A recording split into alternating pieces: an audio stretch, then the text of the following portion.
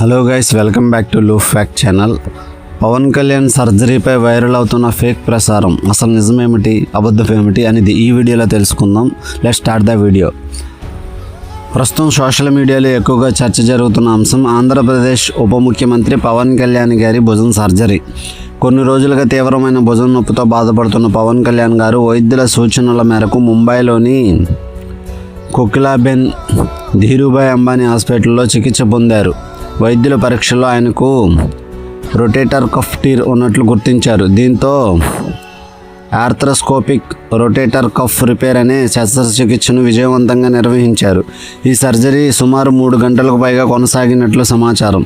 Surgery అనంతరం వైద్యులు కొంతకాలం పూర్తిగా విశ్రాంతి తీసుకోవాలని, ఫిజియోథెరపీ కూడా చేయించుకోవాలని సూచించారు. అయితే సర్జరీ తర్వాత సోషల్ మీడియాలో మరో చర్చ మొదలైంది. రైట్ హ్యాండ్కి సర్జరీ జరిగింది అంటున్నారు, కానీ ఫోటోల్లో లెఫ్ట్ హ్యాండ్కి బ్యాండేజ్ కనిపిస్తుంది. ఏ చేతికి సర్జరీ జరిగిందో కూడా తెలియదా అంటూ కొందరు పోస్టులు వైరల్ చేస్తున్నారు. కానీ అసలు వాస్తవం ఏమిటి? జనసేన పార్టీ విడుదల చేసిన అధికారిక ప్రకటన ప్రకారం కుడి భుజానికి రైట్ షోల్డర్ సర్జరీ జరిగింది.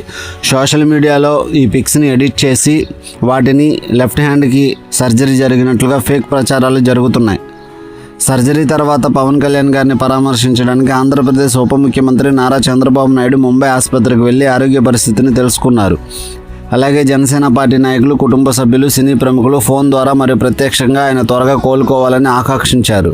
ప్రస్తుతం పవన్ కళ్యాణ్ గారి ఆరోగ్యం నిలకడగా ఉందని, వైద్యులు సూచించిన విశ్రాంతిని తీసుకుంటున్నారని అధికారిక సమాచారం చెబుతోంది.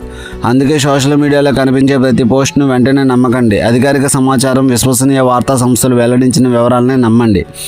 ఈ విషయంపై మీ అభిప్రాయం ఏమిటి? కామెంట్లో తెలియజేయండి. వీడియో నచ్చితే లైక్ చేయండి, షేర్ చేయండి. ఇలా